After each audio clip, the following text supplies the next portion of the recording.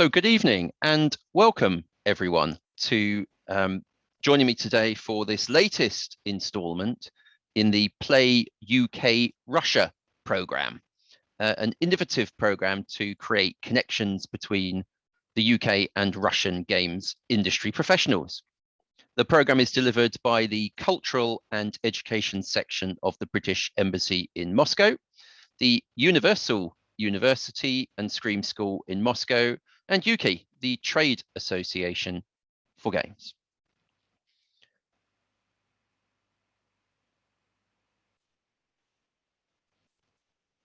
Just a couple of housekeeping things as we start the session here. Firstly, at the bottom of your screen, you will find a Q&A button. And if you have questions today for our guest, please put your questions in the Q&A, and I will get those questions asked of Tim as and when we can work them into the program, and ask as many questions as you like. We also have an interpreter with us today who will be interpreting everything into Russian. There is an interpretation button at the bottom corner. Click on that and choose your language channel. Sasha, did you want to talk about that? That's fine. Let's continue. Wonderful. So thank you very much, as I said, for joining us here today. Now, the United Kingdom is a powerhouse in games development and publishing, from those early days of bedroom coders through to multinational studios of today. The UK has been at the forefront of games development and games commerce for over 40 years. But at the heart of the games industry, whether you're in the UK or in Russia and around the world, at the heart of the games industry are the incredible people that lead and inspire the sector. And this series of events will bring 5 industry leaders from the UK games industry who will share their stories, their passions, their successes, probably some of their failures as well as we go, because we can always learn from failures. In many cases, they're legends of the industry, but more importantly, that each and every one of them are still at the top of their game, creating, publishing, commercializing, enthralling experiences for the players of today. Last week, we met Peter Molyneux, and the recording of that will be available soon so that you can catch up on that if you missed it. And I'm delighted tonight to be interviewing Tim Woodley. Now, Tim's has over 20 years experience in the games industry. He's held prominent positions in large NASDAQ-listed corporations through to small independent developers. And he currently heads up all commercial and publishing efforts at Hello Games. As you can see behind his picture, an enormous Hello logo. They're a UK-based independent developer and the creators of the amazing No Man's Sky, which I like to say is an industry-defining indie game. But we'll come on to later whether it is an indie game or not, Tim. That might be something to talk about. Tim is also the chair of the UK games trade body Ukie, and is the ambassador for video games charity Special Effect. So Tim, that was quite an introduction. Welcome. Now let's start. And why don't we start at the start? So how did you get into games? What was your career path into the games industry? Yeah, thank you, Sam, and thank you for the opportunity to talk today. It's always good to sort of reminisce, I suppose, about 20 years. I was talking to someone the other day, and I must remember to talk slowly for the interpreter's sake. I was talking to someone the other day who had 35 years experience and bemoaning the fact that my 20 years was quite meaningless. And they were like, well, yes, but the last 30 don't really mean anything, because things move so fast that you only really need to know about the last 5 to have any idea of what's going on. But yeah, looking back to when I first joined, I came out of university, and my first love was music, and I joined the music industry, and I stayed in the music industry for about 5 years. And then I found that it was actually killing my love for music. There's only so many gigs that you can attend, and with a sort of commercial and critical eye, and you're sat at the back with the rest of the industry knobs going, well, it's great, but will it sell anything? that was where I found myself after 5 years in the music industry. And by lucky hap, I worked for an agency in the music industry that specialized in hip hop and R&B and all of the black music that was coming through into the UK at that time. So we're talking late 90s. It was the Fugees, Missy Elliott, Busta Rhymes, all of these US artists that were coming over to the UK and starting to break through. I tell this story only because one of our clients was Activision, weirdly enough, because Activision at the time had a game around the Wu-Tang Clan that they decided that they thought that putting the Wu-Tang into a fighting game on PlayStation 1, we're talking now, would be a really good idea. So we promoted that game for them in the hip hop community in the UK. And then they poached me fair and square from that moment onwards. And on joining Activision, I have to say, I then learned how many units they were forecasting to sell of this Wu-Tang game. And it was far more than the Wu-Tang had ever sold in albums in the UK. So they were vastly over forecasting what that game could actually do. But that was probably Activision to a T anyway. That Wu-Tang Clan game. I remember it was wasn't it a 4-player beat 'em up? It was quite a bizarre, sort of almost isometric game, and that's quite an amazing technical achievement actually to get 4-player fighting game.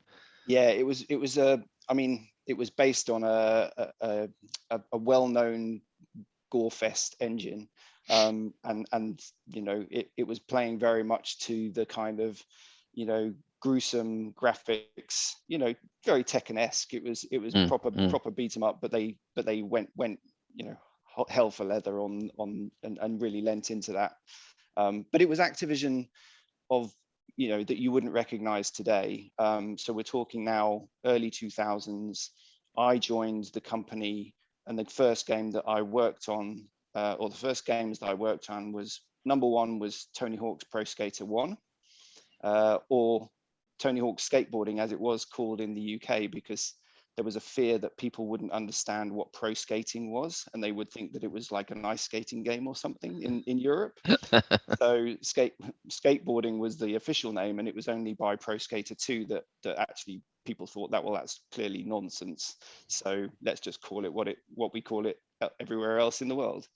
And the other game that I worked on first and foremost was Spider-Man for PlayStation 1, which had nothing to do with, you know, the MCU as we know it. It was very much, you know, prior to the first Spider-Man movie of the modern era launching.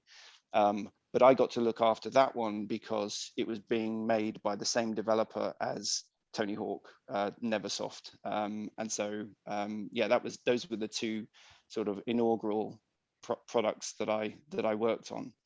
And I do What a lucky start! Imagine enormous games like that. Very, you know, you very haven't worked your auspicious. way up; you've just fallen straight on your feet, haven't you?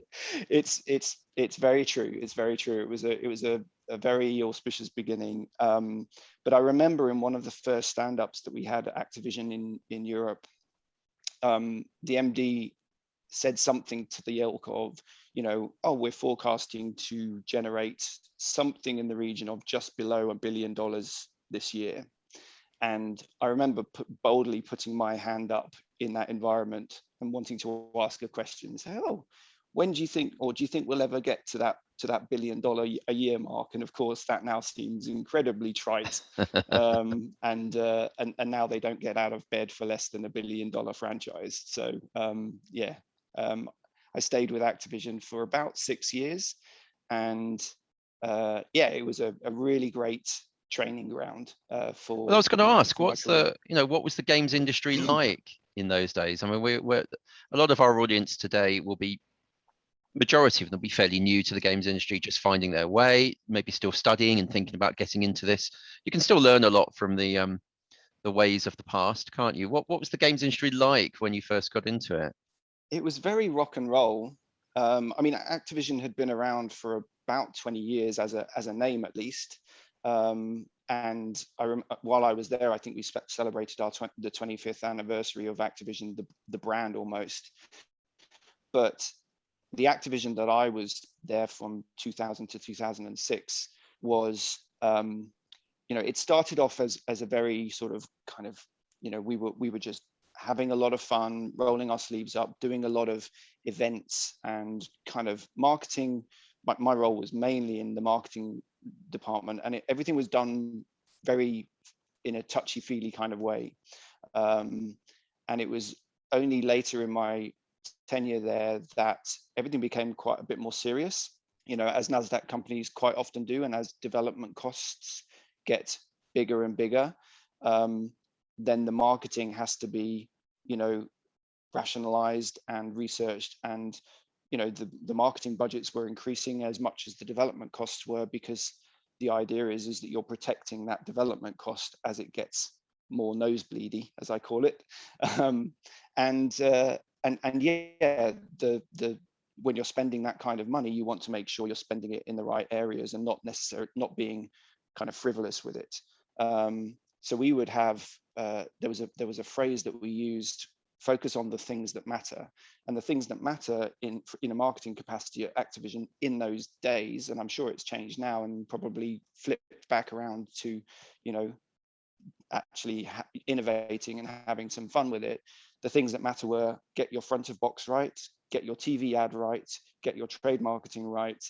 I can't remember what the other two were, but though it was really down to the nuts and bolts. And the same was true of the forecasting methodologies that we were learning, a lot of it from FMCG world. It was a sign that this hobbyist industry and this kind of company that had grown up quite organically was really starting to mature and take itself seriously, particularly as those pressures, the stock market pressures, continued to grow. And anyone who knows anything about the NASDAQ floated companies, it's as much about where your growth is coming from as it is anything else.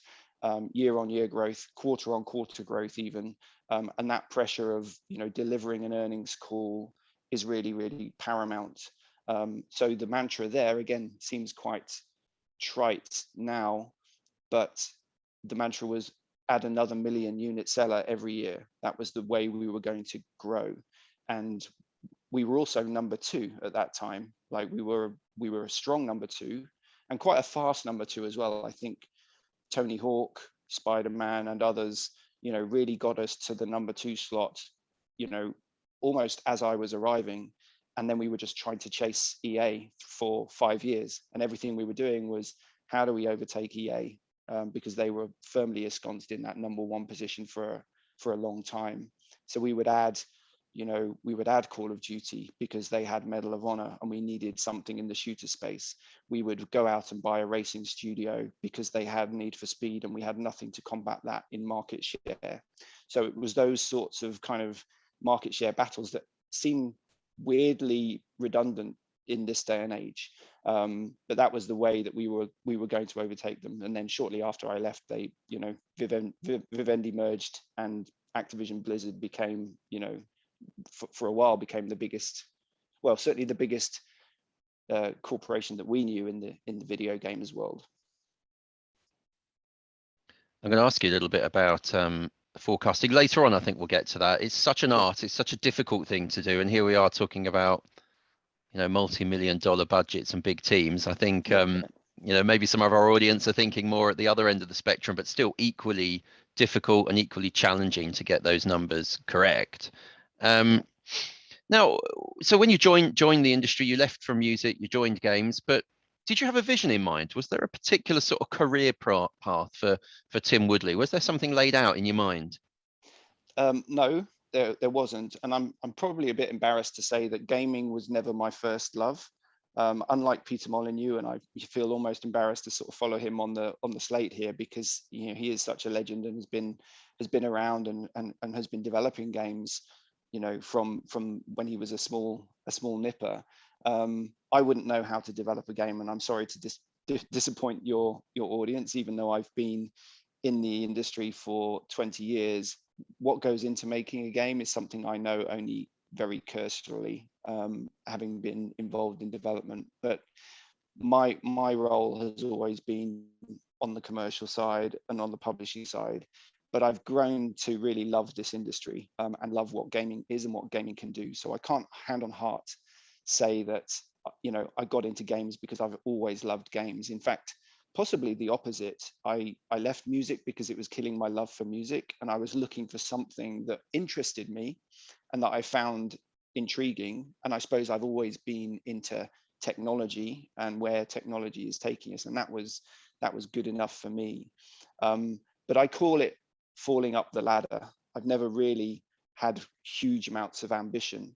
I just do good work, hopefully, and that good work hopefully gets recognized by the people that employ me, and then that then leads to a career as such. And so far so good. It's stood me in good stead. But I'm in no way sort of planning out my, I've never been one to plan out my next 20, 30, 40 years. It's just not in my DNA. There doesn't have to be a master plan. I just wondered whether there was. And like you said earlier, who knows? Because the industry changes so quickly. Who knows where you're going to be in the next couple of years? Things change so quickly.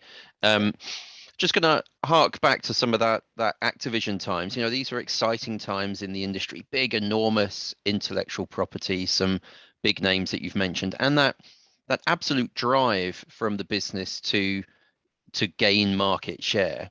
Now, that puts a lot of pressure on someone like yourself, who's having to look after those individual products and formulate marketing campaigns and the like. How do you do that? I mean, let's think about it from a big game, and then maybe later on we'll look at some smaller titles that you've worked on. But Tony Hawk lands on your desk, or Spider-Man sitting there. How on earth do you formulate a promotional campaign, a marketing campaign for something like that? Yeah, it's a really good question. I think there are two ways of approaching it, and I think a blend of the two that I'm about to describe is probably where the sweet spot is. On the one hand, you need a great game and a great campaign around it that screams innovation and a little bit of fun. You've got to be having fun. Your audience needs to see that you're having fun with the game and with the marketing around it, and for them to feel engaged, not just in the game itself, but in the campaign. The other side of the coin, which was as valuable and probably became a bit too valuable to Activision in those later days, was let's benchmark against the competition, and let's see what they did. What did they spend? Where did they spend it? And let's just do that, or do that, but do it better. And so I can't remember if Tony Hawk had a direct competitor. There was certainly a huge rally of skate games that came along after Tony Hawk launched. And I remember, just as a quick aside, I remember reading a review of Tony Hawk's Pro Skater 2 that said something like, my editor has told me in no uncertain terms, if I mention a certain other skate game in this review more than 5 times, he'll feed me to the dogs or something. And then the last paragraph was like, oh damn, that's 6. So Tony Hawk really sort of was kind of apart from anything else, because it was such a great game and it was in a niche almost of its own. But for something like Call of Duty, as I said, when we first started out, the fact that we had Call of Duty, that we went out and bought the studio that made Medal of Honor, the fact that the marketing campaign around Call of Duty was, I wouldn't say it's a carbon copy of what Medal of Honor had done in previous years to be successful, but it was very much like benchmark against the competition and then do it better, or do it with bigger budgets. That was and I suppose those were the two kind of competing forces at Activision in those times. And I think in any organization at the moment, especially as those budgets get bigger and bigger and the risks get bigger and bigger, you want the surety of, well, this worked for game X 2 years ago, let's do some of that. But that can quite quickly become cookie cutter, and you don't necessarily engage your audience if if they feel that all you're really doing is, you know, spending a lot of money on TV advertising, or what used to be the as I say, one of the things that mattered was TV advertising, and I'm not sure that's the case anymore. But yeah, those sorts of sureties of how to successfully market a game and how to ship, you know, 1 million+ unit seller again, which is quite a small number these days when you look at what a hit is these days. So. Exactly. I'm just picking up on that and following on from the sort of the marketing side, which I think is fascinating. You know, it's a different talk today. We had Peter last week talking about the sort of the creative process, but I'm really interested in how creativity works in general, and in a major publisher. You know, with so many people, one working in the business and two part of that games development team that you're getting this product from, there's a lot of competing voices, there's a lot of egos, there's a lot of people sharing their views. So how on earth do you have a creative process in a big publisher like that? I mean, what are sort of the working habits that you adopt working for a big company like that to get your message through and to show that creativity to get things out? Yeah, it's interesting. I'm thinking back to the Activision days, and again, like the creative process was there, and a lot of it was driven out of America, but a lot of it was objective. And by that I mean, you know, yes, of course, someone has to come up with the idea for, you know, the TV ad, for example. Let's use that as the example. An agency will come with, you know, 3 or 4 different pitches, storyboards of what that TV ad could be, you know, and that's quite a creative endeavor, you know, between brand manager and agency, knocking ideas backwards and forwards, and we think this will work, or we think this is in tone with the brand, and that's definitely the most creative end of the spectrum.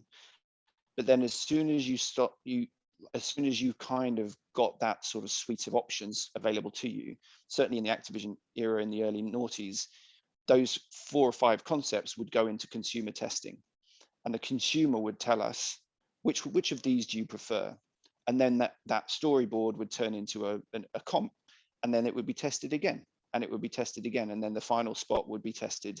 And, you know, again, like Activision was going through this maturing process of, we need to get it right because the budgets are huge and the risks of getting it wrong are huge too.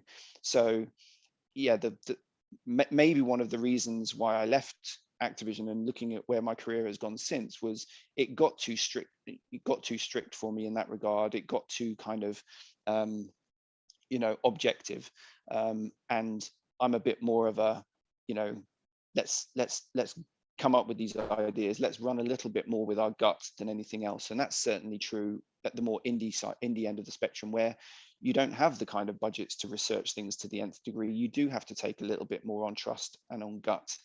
And I think that's you know, it's probably quite telling where, you know, where my career has gone since then. Equally important, of course, making these decisions in a small business where they might only have 1 or 2 products is exceptionally risky in its own way. And so it makes sense to go through that due diligence, I guess. I wanted to just remind people actually here today that if you have any questions for Tim, please just put them in the Q&A section at the bottom. I will go and have a look in there periodically. I know we're going to talk about your career here, Tim, and the fascinating story and the twists and turns. I also want to throw a few sort of personal stuff at you, if that's all right. Sure. So, I mean, at the moment, you're working for Hello Games based in Guildford. Last week, just by coincidence, Peter Molyneux, also based in Guildford. Yeah. What makes, I mean, for people that don't know, Guildford is how would you describe Guildford? Well, people have called it the Hollywood of games, as I think you know, Sam, and I'm not sure it's that, because anyone who comes to Guildford, it's a very typical English town. It's set in for those who don't know, it's in the southeast of England, to the southwest of London. In terms of why Guildford has become such a hotspot of development talent, and it is, you can't go down the high street, as I think Peter mentioned, without bumping into someone from the development community. I think, you know, Peter would probably not say this, but the fact that Peter lived in the area and set up his first studio there in the form of Bullfrog is probably a large part of where the germ of the Guildford community came from. But then quickly thereafter, EA set up their UK/European headquarters in Guildford. And I think that's largely to do with the fact of its proximity to, yes, London, but also Heathrow. We call it the Heathrow corridor, and Heathrow is the largest airport in the UK. So getting in and out of Heathrow to their LA headquarters, global headquarters, or their European subsidiaries was quite important. And now Ubisoft are in Guildford as well, for likely the same reasons, or at least historically the same reasons. Activision are in the same area, not Guildford, but sort of a little bit north. So there's definitely we call it at Ukie, we call it the hub, right? There's various gaming hubs in the UK, and I suppose development breeds development, and now we've got I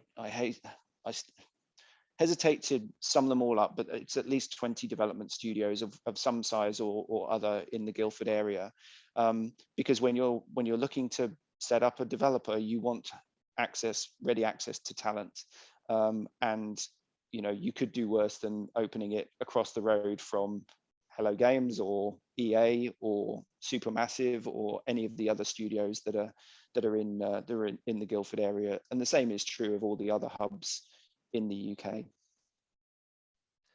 And just taking that a little bit broader, if that's okay. I started by bigging up the UK and saying how great the UK is. I don't know if the audience wants to hear that, but we're here to try and build these connections between UK and Russia. And Russia does have some amazing games companies. There's no doubt about it. Yeah. They perhaps don't have the public profile and the exposure that some of those companies do have in the UK. So a double question for you, if that's okay, really just to keep you on your toes.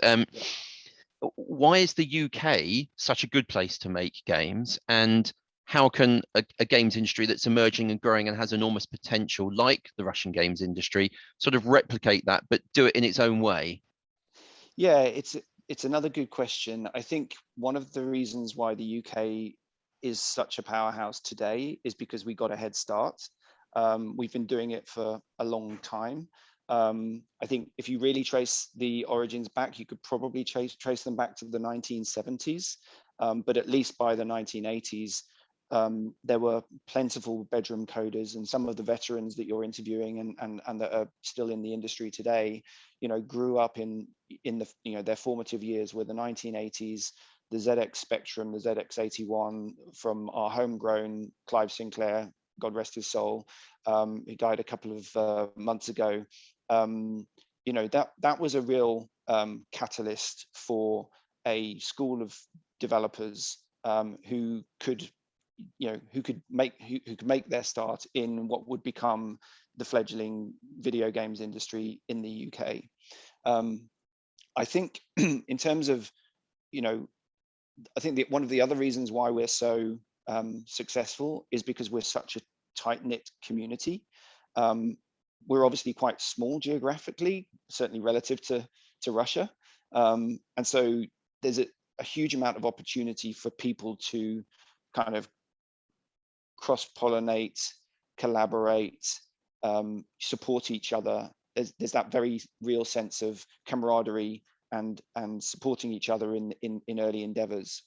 There was a conference in Brighton in the south of England a couple of weeks ago, and I remember remarking to someone, just stood there chatting about how if someone starts up a company in the UK, the first thing that anyone does is rush to their support and say, how can we help you? How can we help you, establish yourselves? What can we do to help? And I think that's a real strength. And it does come from being a relatively small island and being in close proximity to each other. I think in answer to your second question about how Russia can emulate it, I don't think it's necessarily a question of emulation, although certainly that theme of supporting each other and not necessarily feeling like you're in competition with each other. It's more about, just I think when it comes to the content that you're creating, there's two folds, I suppose. One is find yourself a niche. Russia has stories to tell, just like any nation on earth. And I think one of the most exciting things about the video games industry in 2021 is that we're starting to look at the diversity of stories that we're telling, and whether that's stories from a gender-specific perspective, or different cultural backgrounds, or different stories that people want to give a voice to. I think that's where Russia can have a really proud and not necessarily niche either. Some of the biggest stories that come out of these sort of kind of cultural nuances are can really break out and resonate with a global audience, because a good story is a good story universally. So be proud of the heritage, be proud of the stories that you can tell. And I think I've worked, probably embarrassingly, on only one, or the one that springs to mind. I worked on IL-2 Sturmovik, which was built out of a development studio in Moscow, and it's one of the best games that I've ever worked on critically, and did very well commercially as well. Sorry, Tim, which game was that? I misheard it. Sam, can you clarify which game was that, please? 500,000. Sam, can you clarify which game Tim mentioned clearly? Tim, sorry, I just paused for a second. Can you say the name of the game again? Because there's some interest in the audience that you've been working on a Russian product. So yeah, it was called IL-2 Sturmovik. It was made by a company called Gaijin, who I'm pretty sure based in Moscow. I'm fairly certain. And it was a flight simulator game. It was the latest in a long line of Sturmovik games, or IL-2 games, and it was very successful for 505 Games, who I went on to from Activision. And by successful, I mean it was 500,000 units, but that was a big deal for 505 Games at that time. It was one of our biggest sellers that we'd had. Certainly, it represented 505's introduction to a core gaming audience, and proper development, proper console development that had sort of eluded us to that point. So yeah, it was a fairly pivotal moment for 505.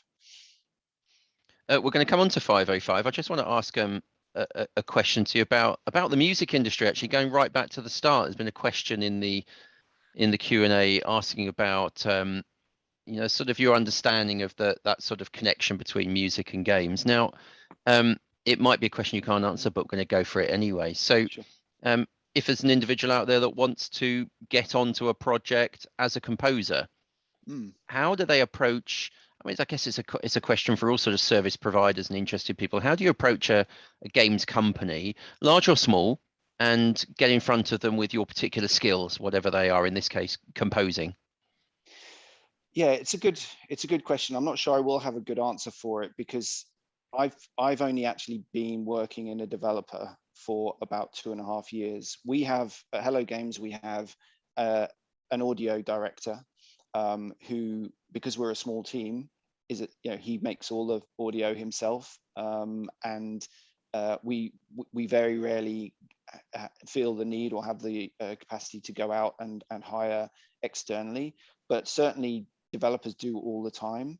And again, I would start, if I was a composer, I would probably start by just getting myself networked up, do my research, find out who composes. There's a guy called Austin Wintory, who's probably, if not the most famous games composer in the business. He's certainly one of them. He's a go-to guy. Sam, please, what's the name again? I'm so sorry. Can you explain what was the name? I didn't hear it clearly. He did, prior to that, he did Journey. Do you mind saying his name again, actually, just so we can? Sure. Yeah, Austin, we can follow him. Wintory. Austin Wintory. Okay, amazing. Yeah. Thank you. And yeah, so there's many guys like Austin who who are on Twitter. They have public profiles. More often than not, they're willing to give support to their ilk. I remember, actually, a quick anecdote. I was stood at the BAFTA Game Awards outside, where one of the games that 505 had published was nominated in the sound category, in the audio category.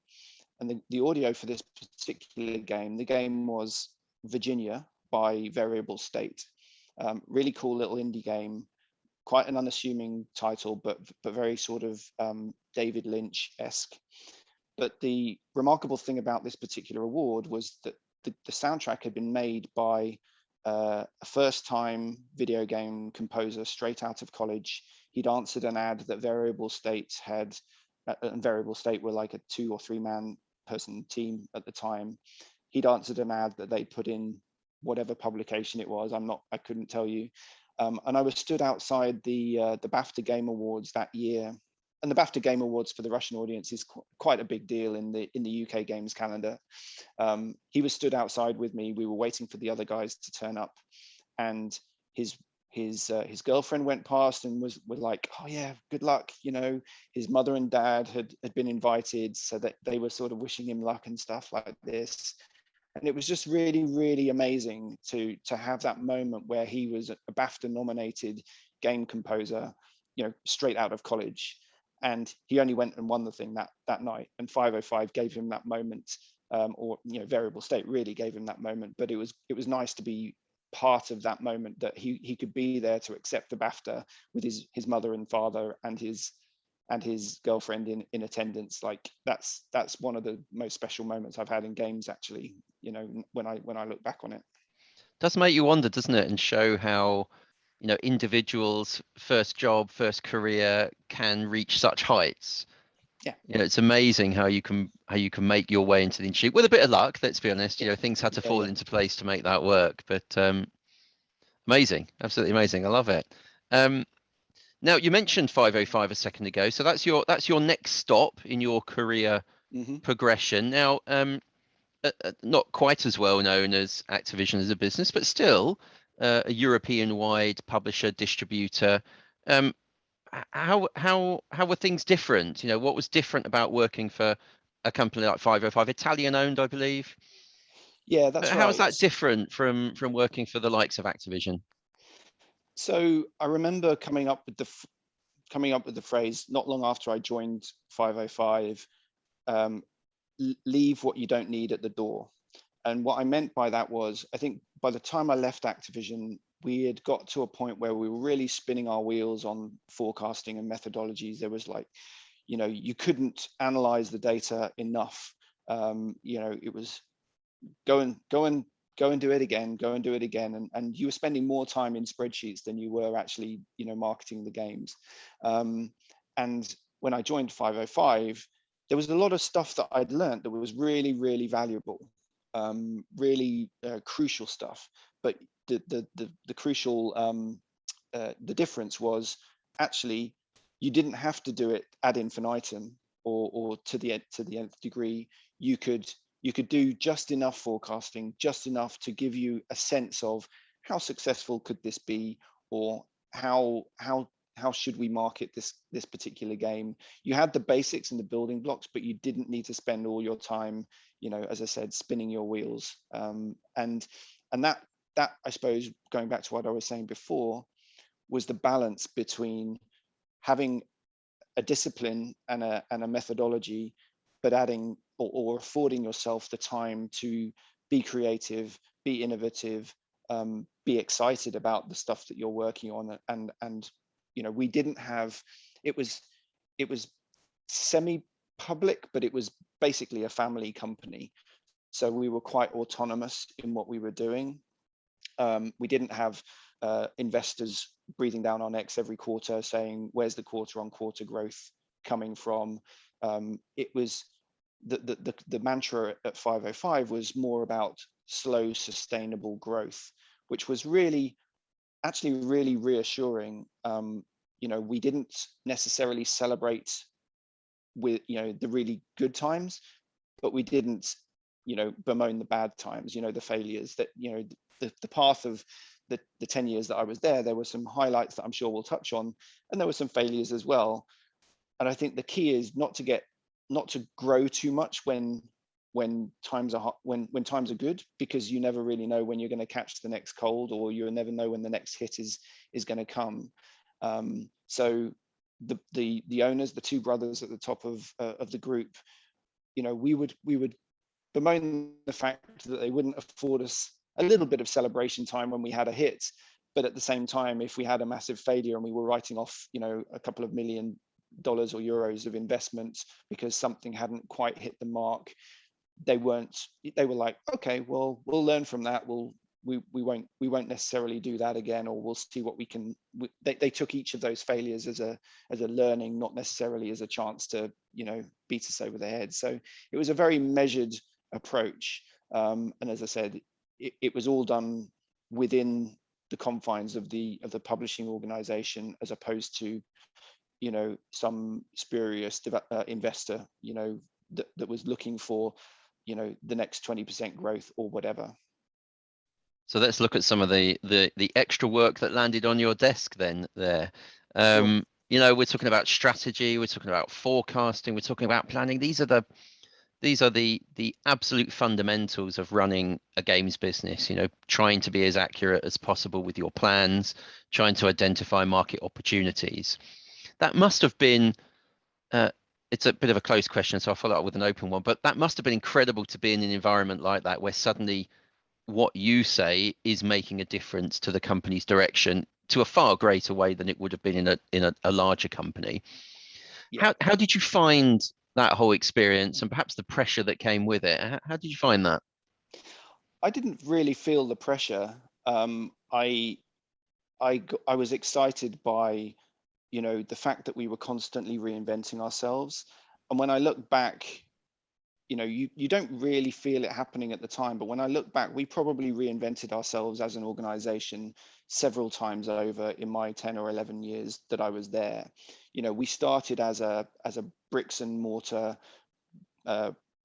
packaged goods business in the casual game space, with a breakout hit called Cooking Mama, which was a massive success across Europe for the Nintendo DS system. And then not long after I joined, we realized, you know, this casual game space is only going to last for so long. The platforms that we were specializing in, the DS and the Nintendo Wii, were already on a decline, and we knew we needed to get off the iceberg, as I called it, and get ourselves onto the proper consoles and into sort of mid-core, if not proper core gaming, as soon as we possibly could. But that's quite difficult when the average development cost of a DS game, you know, was a couple of $100,000 maybe, and the cost of a PlayStation 3 / Xbox 360 game at that time was maybe a couple of million. And so that's a major leap to take, but a leap that we had to take, and we sort of found a way to do it, as I said, with things like IL-2 Sturmovik, where, you know, it was developed for, I think, a couple of million on 4 formats, and went on to do, you know, 500,000 units across the world, and was a very profitable game. And we had a couple like that where it was clever deals that were relatively inexpensive but had huge potential. And then not long after we'd managed to make that transition, you know, we found our first 1 million unit seller in Sniper Elite 2, which was a co-production with Rebellion, a UK developer. And that co-production deal, kind of 50% funding from each party, was quite a common thing that we did in order to get ourselves on the ladder of, you know, proper video game development in the big boys console space. And then from then on, you know, moving to digital, and this is around the time where we found Terraria and Payday, Brothers: A Tale of Two Sons, Abzu. Those sorts of games all came, and they all did, you know, very well in that sort of kind of digital crossover. So yeah, you look back on it, and you may say that you're sort of chasing the latest big thing, but I like to think that we were we had our eye on the market, but at no point did anyone sit down and go, right, our strategy for the next 3 to 5 years has to be X, because the market moves so quickly.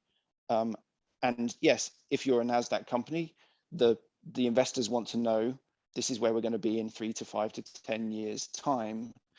But for a family company, we could be a lot more, we would call it fast followers rather than first movers, because that's the key place for us to be. Let someone else try it out first. And if there's a market there, if there's a consumer demand there, if there's a big enough amount of money to be had there, then you can move fast because you're a relatively small and nimble organization. So strategy was something that happened relatively organically, but that's not to say it happened passively. It was very much an always on active approach to where is the whole market going, leaping on opportunities as they occurred. So yeah, hopefully that answers your question. It does. And the other two things that I want to talk about, I want to come back to in a second, about publishing indie games. A lot of the games you've mentioned there were made by small teams. I'll be interested to hear the sort of the strategy behind that, and let's look at that through the lens of our audience today are probably making indie games themselves. So what are the opportunities for them to sort of get in front of a publisher and make that work? But the bane of my life for many years was a game called Cooking Mama. Working for another publisher and doing product evaluation and forecasting, and 505 releasing this game that really no one thought was going to do anything in particular, and it became an enormous seller. I mean, it sold over 1 million in the UK alone, at a very decent retail price. I mean, what an amazing piece of business that was. And whenever I turned a game down for the 2 years afterwards, everyone would say to me, but you would have turned down Cooking Mama, wouldn't you? And I went, of course I would. There was no way that game. So, you did something brilliant with that. How on earth do you sign a game like that? And you couldn't have done it for Activision. It would have never worked. Yeah. How do you make that decision, and how do you really pick those titles? And then we'll move into sort of the indie games afterwards, if that's all right. Yeah, sure. You're absolutely right. I have to say, hand on heart, I wasn't there when Cooking Mama was signed. I arrived maybe a year after, but we were certainly in the throes of it. But I can tell you the story because it was quite apocryphal in the halls of 505. Cooking Mama was picked up on a shopping trip to Japan. The owners of 505 did a lot of work with Japan as distributors in the lead up to setting up 505. So they had quite a few contacts out there. And on one trip they went shopping quite literally in the malls of Tokyo, and picked up, I don't know, maybe 6 to 10 DS games that had already been released in Japan, and they brought them back and they played them. And one of them was Cooking Mama. And I don't think anyone really sat down, again, they may rewrite history, but I don't think anyone really sat down and thought this is going to be our future. But they picked the rights up to Cooking Mama from pretty much a glorified distribution deal, really, because the game was already been made. The development costs had already been written off. So the cost to secure the licensing for Europe distribution was relatively small. But again, I would say that was just one example of many clever deals that happened while I was there. That, I mentioned the IL-2 Sturmovik thing, or the co-production deals. There are many ways that you can make commerciality work for both parties. And I think we sort of plowed a furrow there in that respect. We were the sort of original indie publisher. We almost wrote it down, but I don't think we ever did. But our sort of tenets were, we're going to be open, we're going to be honest, we're going to be transparent with our development partners. And that was a far cry from where Activision were, in the early noughties. Very much we were willing to share our P&L with the developers and sit down and put it in front of them and say, look, if we make this, you make this, and this is what everyone takes home at the end. If it, like that approach was very unique at that time. I think it's a lot more commonplace now, and for good reason. You know, the developers, we're in a really good place in video games now, where developers have taken their rightful place as, you know, the powerhouse, the engine that drives everything.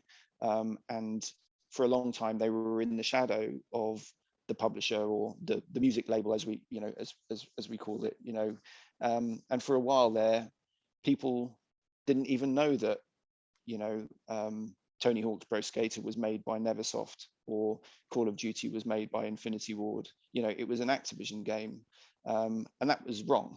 And I think, you know, the last 20 years has been a migration towards, you know, pushing the developer forward, or the developers pushing themselves forward, actually, as the main creative driver of our entire industry. So the wrongs of the past have been rewritten and righted. So for all those developers out there, get out there, promote your game, make it work. And if you don't have to work with a publisher anymore, do you? I mean, it can be very, very useful if you want to get that exposure and the marketing push and the know-how. Yeah. Publishers have still got an important place to play. But yes, really fascinating, really fascinating. So saying that you're fast followers, that was definitely something you led from the front on, in terms of, you know, getting out there to reach those indie games and identifying that opportunity, which is brilliant. Your audio's gone a little bit, Sam. I'm not sure if it's gone for everyone, but I can hear you a bit more. Well, I'm going to keep quietly. And I can still hear you. It's fine, just as long as everyone else can. well, it's not about me, it's more about you. So that's the good news. What's the favourite game you've worked on then, Tim? You've name checked a few games here. We'll get onto Hello Games in a second. That might be your favourite game. I don't know, but yeah. What's your favourite game? So I've got a couple. Abzu from Giant Squid was the intersection of one of my favorite out of work hobbies, which is diving, scuba diving, and gaming. So when that came across our green light table at 5:05, my hand shot up like anyone's business, and I think you know, that's been certainly one that I always come back to. Brothers: A Tale of Two Sons is another one. A really sweet little game that went on to do big things, and actually was commercially successful. But more important to that, it was made by you know, Joseph Faris was the creative director on it, who went on to found Hazelight Studios and has now done amazing things with A Way Out and It Takes Two. So it was the start of his career, just as Abzu was the start of Giant Squid's career, or studios at least. And I suppose when I look back and look at the favorite games that I have, it's when it's a new team about to start out on something, you know, new and exciting. And, you know, I tend to gravitate towards those small teams and the stories that we're about to tell together. I mentioned Virginia. You know, I can't hand on heart say I understood Virginia as a game. And I remember when it was in development and Jonathan was delivering builds, I had to get my producer, who really admired what they were doing and got it and saw it. And they would say it's brilliant. I can't, you know, I don't know what to tell you. It's amazing. And there were a number of people in 505 that would tell me that, and I was like, that's great, because I love these guys and I love what they're trying to do. It just doesn't necessarily connect with me. But yeah, like my favorite games are the ones that, you know, I suppose tell a bit of an underdog story, and maybe that's me in a nutshell. You know, moving from Activision, where initially we were the underdog chasing EA, to 505, who were still kind of clawing their way up the ladder and trying to, you know, nestle into the video game world, or the publishing world at least. And then Hello Games, which is probably, I don't know, the ultimate underdog story, that we might talk about in a minute. But yeah, those are the ones that sort of come to mind. Tony Hawk will always have a special place in my heart, because we worked on, you know, 7 or 8 games together during the 6.5 years I was at Activision, and that's a long old journey. So that's another one. What about games that you wish you would have worked on? You know, games worked on by other people. What made you envious? What did you think? Oh, I'd love to have worked on that game. Yeah, I've been asked this question a few times, and I always come back to Half-Life 2. And I think the reason for that is because I remember playing Half-Life 2 at Activision. You know, we would jump on games, you know, after work or whatever, and I just remember like the feeling of physicality in that world, and also the level design, the game design in general, and the story that it was telling. I don't think I played Half-Life 1. In fact, I've recently gone back and played Black Mesa, which is the mod of Half-Life 1, just to catch up on the story or work out what happened before Half-Life 2. And then I went on recently to play Half-Life Alyx with VR. I actually built my own PC, which I never thought I'd hear myself saying, but during lockdown, I decided I'm going to build my own PC because I really want to play Half-Life Alyx, and I don't have anything powerful enough to run it on. I had a Quest, and I knew that I could tether it to a powerful PC. But yeah, the Half-Life 2 and Half-Life Alyx are probably games that I really wish I would have been able to play on or work on rather. That's amazing. And what we're talking about, and I have no idea you built your own PC. That's pushed you up in my estimations, and I think you're brilliant anyway. So imagine. But what, in terms of sort of inspiration, we're still talking about sort of on a personal level here. What are the maybe what inspires you as a person? But then maybe are there people within the games industry or things in the games industry that really inspire you? So the first one doesn't have to be within the games industry. So what are the things that really get you inspired and motivated?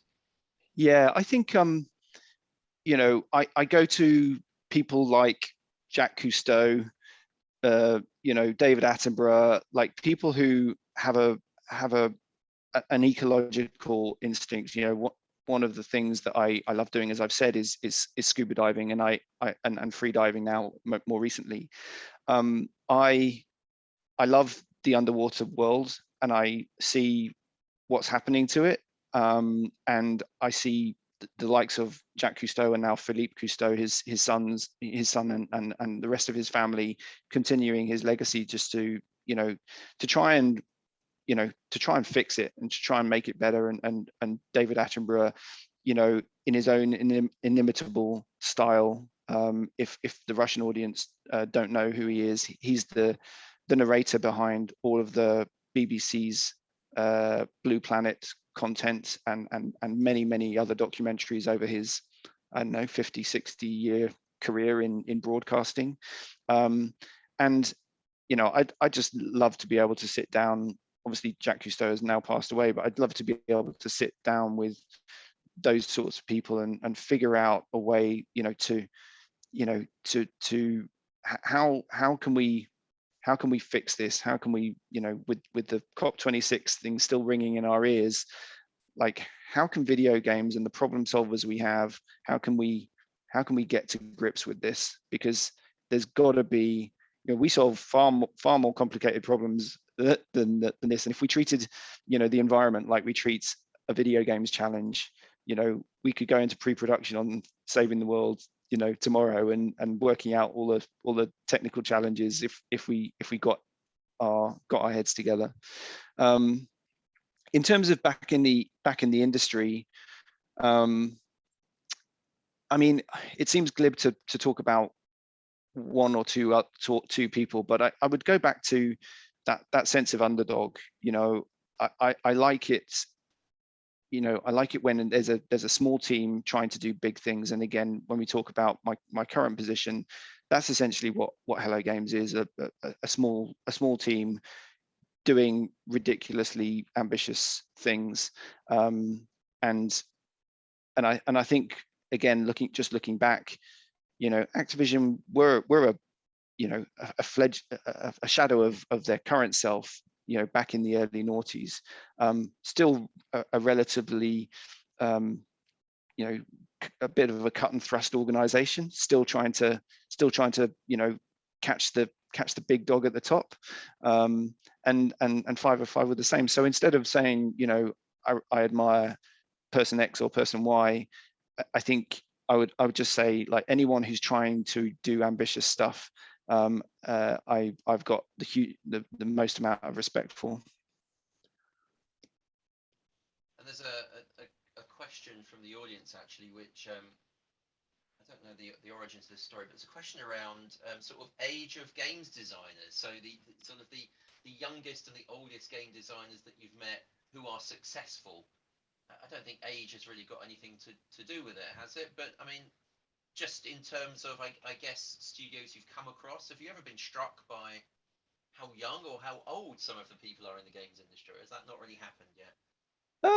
No, I can't say that it has, and it's a really good question, an interesting one, and maybe, and I'm happy if this is the case. Maybe I am very sort of blind when it comes to age, gender, color, race. Like, I feel that, you know, good game design and good game development in general, you know, comes from diversity of input, and, you know, we happen to tell, for a long time, the video games fraternity, and I use that word quite deliberately, you know, told stories of a specific type, and tended to gravitate towards genres of a particular ilk that you know, that resonated with them as game makers, but also, you know, teenage boys. That was, you know, back in the day, that was pretty much the domain that you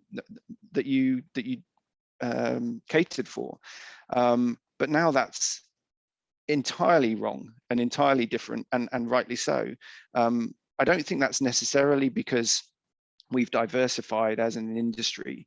I think it's because we've seen that the audience has diversified, and we've sort of risen to meet that kind of creative or even commercial challenge. But I do think that the more that we can populate our developers with, you know, older people, female people, people of ethnic minorities, you know, the more color we can add to those stories. You know, and whenever I'm talking about something like this, I'm always reminded of the, you know, the Black Panther moment.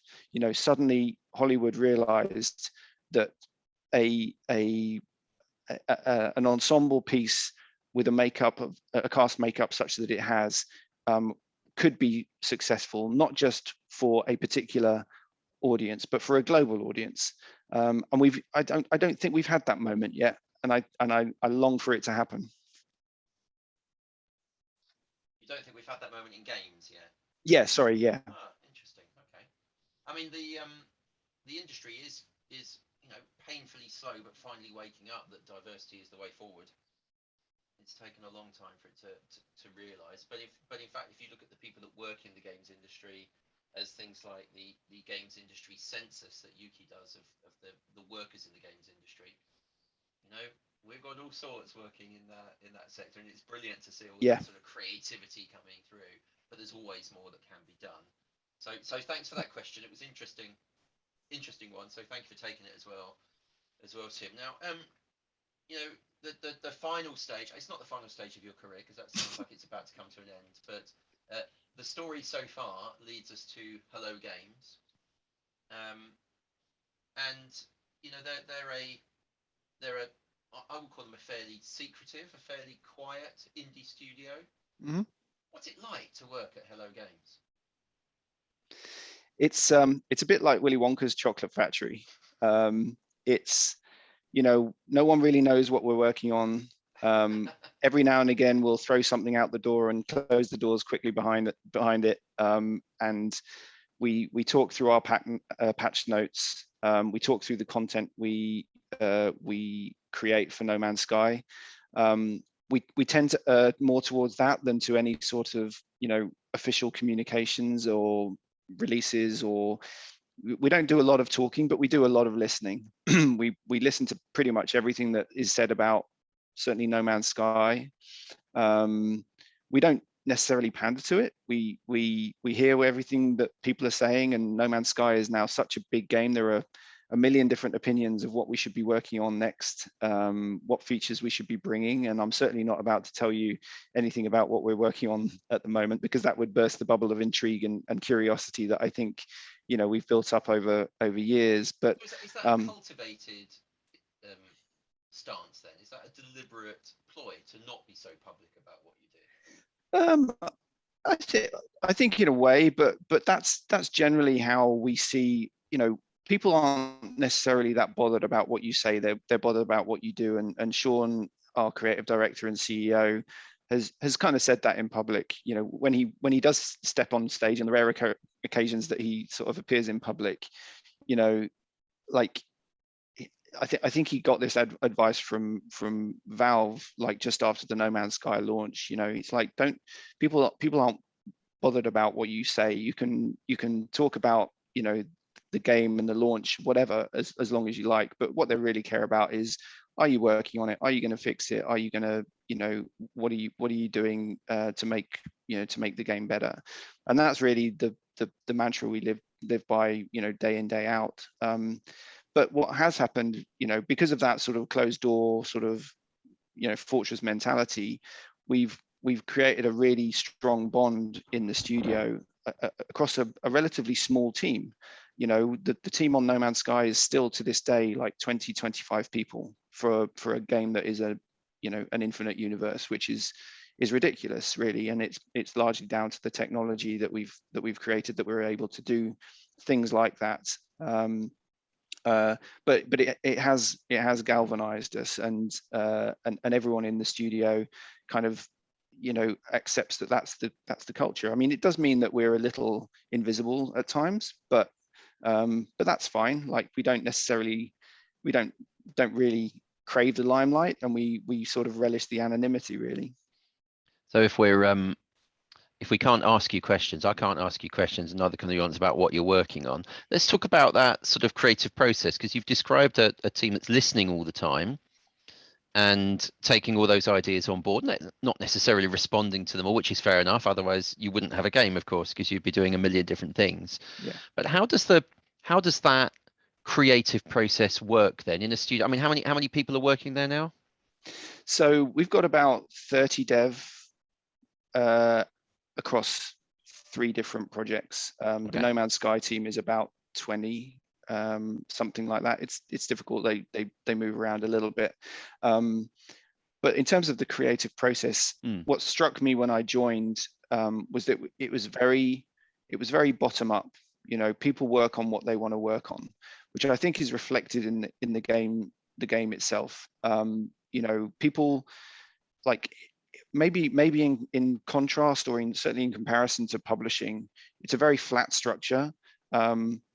Somewhere like, you know, that you would consider, like Valve kind of famously work, you know, people work on things that they conceive of and build up from. Like, your average No Man's Sky update, you know, is the idea of, you know, a couple of people, and normally it's kind of brought to life by those, you know, 2 or 3 people. So it's not like there's someone at the helm, Sean or anyone else, saying this is what we should be working on next. It very much bubbles up from the programmers, the artists, the designers, you know, and I think that makes for a really kind of happy environment, and it seems to be working. It seems to be reflected in you know, the enthusiasm that No Man's Sky continues to have, and you know, the passion that people continue to have for it, which is great. It's 5 years anniversary this year, and doesn't seem to be slowing down, which is great. Yeah, it's incredible. And then it does lead to, I guess, you know, you think about the companies that you've worked for and the size they've got to, there could be a temptation to really upsize this business, get new products out, build on what you've learned while still maintaining that existing team. That is such an enormous decision for a small studio to take. Do you ever think Hello Games are going to make such a big decision, or is that too difficult to look in the future and know? I think the only way I can really answer that is the story that I keep coming back to, that Sean tells reasonably frequently, is like, when you set out to create an infinite universe, the last question you ask is, how many people do I need? It's a bit of a nonsense question. You know, I'm sure when you're Ubisoft and you're setting out to create Assassin's Creed, yes, you need to build a world that is X square kilometers, you know, in area, and therefore I'm going to need an army of artists and an army of programmers to build that world. No Man's Sky is different in that it's procedurally generated, and therefore the first question you ask is, what technology do I need to create a universe that is almost infinite? And then the second question you ask is, given that technology, how few people can I get it away with? Which is a totally different way of looking at it. But it does mean that we can fulfill our mantra of doing, you know, big things with really small teams. So the answer, I suppose, is, you know, we wouldn't be averse to growing, maybe a little bit, but you know, we relish the size of the team and the size of the impact we can have with that small team. Well, based on what you've just said, I'm going to cross out what's next for Hello Games, so we won't do that question. But we have been looking back actually throughout the whole interview, particularly looking back at sort of your career and your progression. Let's pivot it and have a quick look forward, shall we? Where do you think the games industry, and I'd be interested because you're the chairman of chair of the organisation that I work for, Ukie. So Yeah. what you say now might direct what I'm doing in the next few years. But let's say, where do you think the games industry is going to be going in the next 3 to 5 years? Get your crystal ball out, if there is such a thing. Where are we heading? Well, I think the good news is that there will be continued growth. I don't think there's probably many people that would argue with that. We've been on an amazing growth trajectory since the dawn of video games, but we now seem to have supercharged that. You know, certainly the last couple of years, as people have really, you know, really taken another look at games and the value that we bring culturally, economically, you know, psychologically. It's a real powerhouse that has suddenly got the attention of the wider world. You know, for a long time, we've, you know, us within the industry, we've always known that it's, you know, it's an amazing place to work. It's an amazing creative endeavor, and it's an amazing place to forge a career. I think now I'm starting to feel that we're growing up. We've got we're maturing. We've got a lot of responsibility in that maturing process. We're always sort of pushing the boundaries of business models and consumer behaviors, and you know, you name it. There's always something that we're sort of poking at as we try and grow, as we try and innovate, and we have to be responsible in that regard. But I think we've proven that we can be responsible in the 20-30 years that we've been going. And I think the other thing that I would say is that we're never that far away from the next distraction. I don't mean distraction in a dismissive way, but there's always a new shiny thing that we can play around with. And you know, it used to be free to play, it used to be mobile, it used to be digital, it used to be, you know, you name it. You can go back through the mists of time, and certainly I've seen a fair few of them in my 20 years. And now there's blockchain, and now there's NFTs, and how much of that is going to kind of bed in and have a real impact. And it seems to be that a number of larger companies have come out and said, yep, this is the future. And whether that's true or not, or whether it's just something that we say to the investors that helps our share price, that's for the future to decide. But I think the one thing is that there will always be distractions and things are circling around our industry. But the one thing that has been constant since the beginning has been storytelling, and the quality of the entertainment that we're creating. So even when free to play got very mercenary and everyone was complaining that you're just playing a spreadsheet and you're just playing the metrics and it's just trying to eke out another day for your attention or another dollar for your lifetime value, that quickly went away when people realized that actually the game still needs to be fun, and it still needs to be playable, and it still needs to deliver, you know, value to the player. So I think I would say that, you know, that element of the one thing that won't change in the next 3 to 5 years, or indeed the next 10 years, is going to be, we need to focus on creating really good content that entertains, that inspires, that moves people, and I think those are going to be constant no matter what era you enter the industry, or no matter where you are in your career. And talking about your career, what does that look like? I know you said earlier you're not really a planner in terms of your career. You know, you're, what was the phrase used about falling up the ladder? Falling up the ladder, yeah. I mean, yeah, there's still a couple of rungs. I was about to say, what are the next rungs? Yeah. I mean, I think, I don't know. You get to the, if I wasn't ambitious when I started my career, I'm even less ambitious now.